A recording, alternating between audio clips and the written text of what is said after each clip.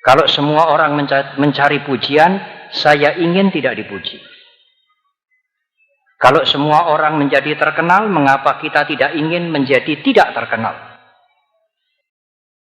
Kalau semua orang senang disebut-sebut, mengapa kita tidak memilih saya ingin tidak disebut-sebut?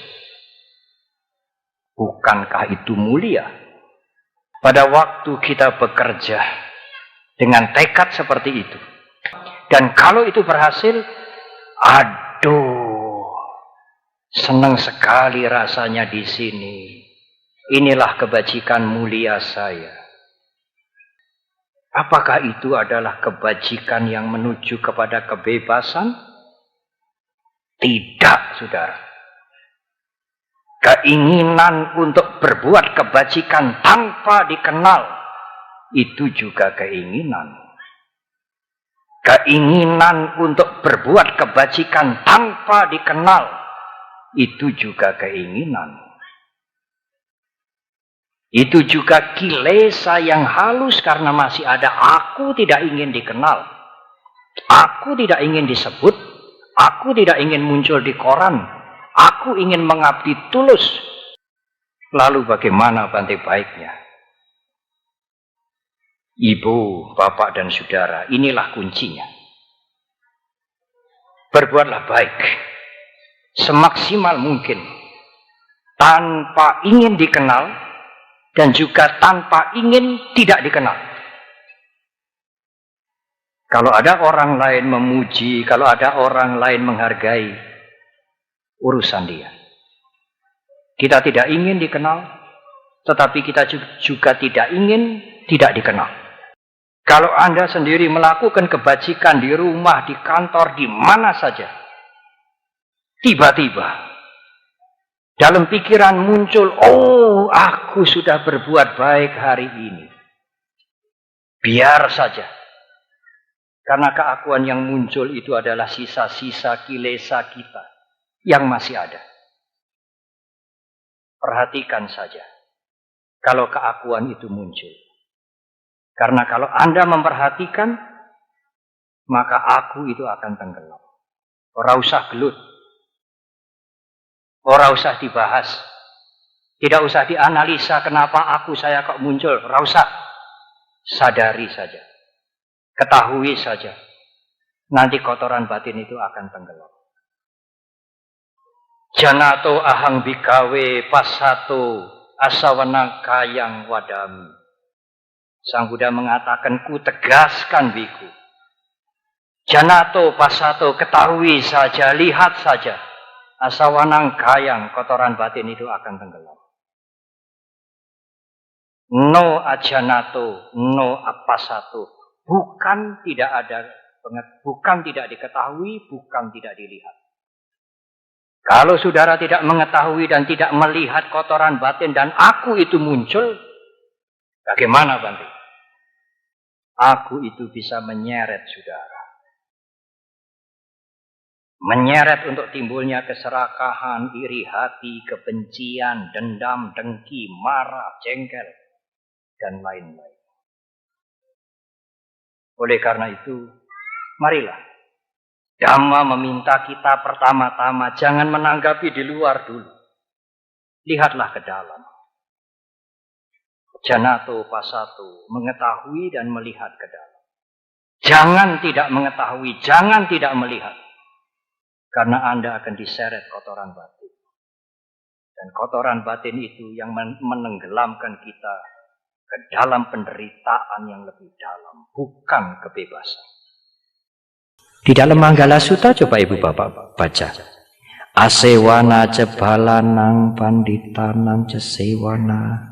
Tidak bergaul dengan orang bodoh bala. Bukan orang yang tidak sekolah, orang bodoh itu tidak peduli moral, tidak takut hukum karma, melakukan kejahatan. Ya, biasa saja.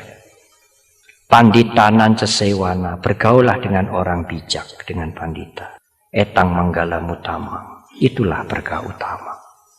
Bante itu namanya kan milih-milih. Oh ya, kita bukan orang suci. Kalau kita bergaul dengan penjudi, kita bisa ketularan. Tergiur dengan manfaatnya. Kalau kita bergaul dengan pedagang narkoba, kita bisa ketularan. Kita belum orang suci, ibu bapak belum orang suci, belum arah. Meskipun kita tidak harus membenci. Aku tidak mau bergaul dengan dia. Aku mengharapkan dia menjadi sadar dan menjadi orang baik. Aku tidak membenci dia. Aku tidak ingin menghancurkan dia. Tapi untuk bergaul, nanti dulu. Memilih teman yang tepat. Untuk jadi teman bergaul. Kalyana mitra, sahabat yang baik. Metta cita karunika. Hota silesu sangwuta. Punyailah pikiran cinta kasih. Anda akan menjadi orang yang welas asih. Dengan cinta kasih akan mampu mengendalikan diri sendiri di dalam sila. Ada kalimat yang dianjurkan untuk sering diulang-ulang supaya sering direnungkan, yaitu cara damumhi jarang anak Tito.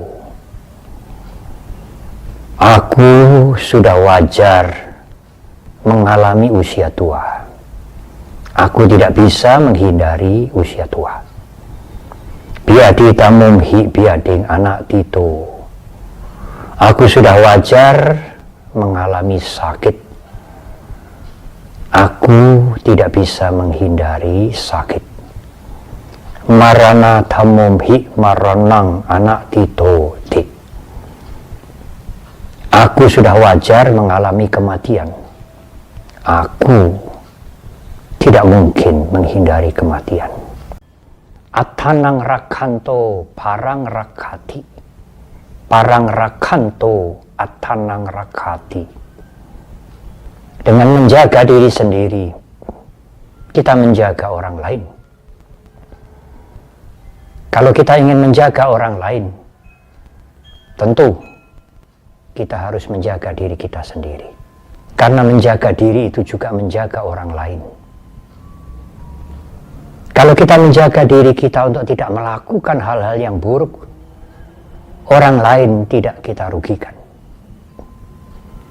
Kalau kita ingin menjaga orang lain supaya tidak rugi, tidak menjadi korban, maka jagalah diri Anda dari perbuatan-perbuatan yang buruk. Ibu dan ayah yang tidak bisa menahan emosi, mudah meledak-ledak. Tidak ada waktu tanpa pertengkaran. Tiap hari antara ibu dan ayah, antara ayah dan ibu.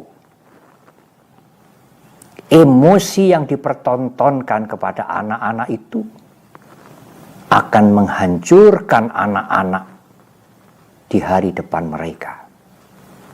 Emosi yang tidak bisa dikendalikan itu akan menjadi ingatan yang kuat bagi anak-anak mereka. Istri dan suami, ibu dan ayah yang tidak bisa mengendalikan emosi, tidak mempunyai kesabaran dan tidak bisa menahan emosi mereka, tidak mempunyai dhamma dan khanti, emosinya diumbar, bahkan dengan mengumbar emosi merasa puas, lebih baik tidak usah berkeluarga. Karena emosi yang tidak terkendali, tidak ada kesabaran, tidak ada usaha menahan diri, akan menjadi sumber malapetaka dalam keluarga. Dalam bahasa Pali disebutkan Brahmati mata pituhi pubacaryati bucari. Kalimat ini menunjukkan bahwa peran ibu dan ayah sangat penting, sangat sentral dalam tiap-tiap keluarga. Ibu dan ayah adalah pubacarya, guru pertama bagi anak-anak mereka di rumah. Ibu dan ayah itulah yang mengajarkan moralitas dalam berperilaku sehari-hari. Ibu dan ayah menunjukkan kepada anak-anaknya mana yang baik, mana yang buruk, mana yang boleh dilakukan, dan mana yang tidak boleh dilakukan. Mereka adalah guru pertama pada saat kita mengenal masyarakat kecil yang disebut dengan keluarga. Ibu dan ayah memberikan cinta kasih yang tanpa takaran. Ibu dan ayah tidak pernah menghitung untung dan rugi terhadap anak-anak mereka sendiri. Apa yang dilakukan orang tua sangat berarti untuk anak-anak mereka.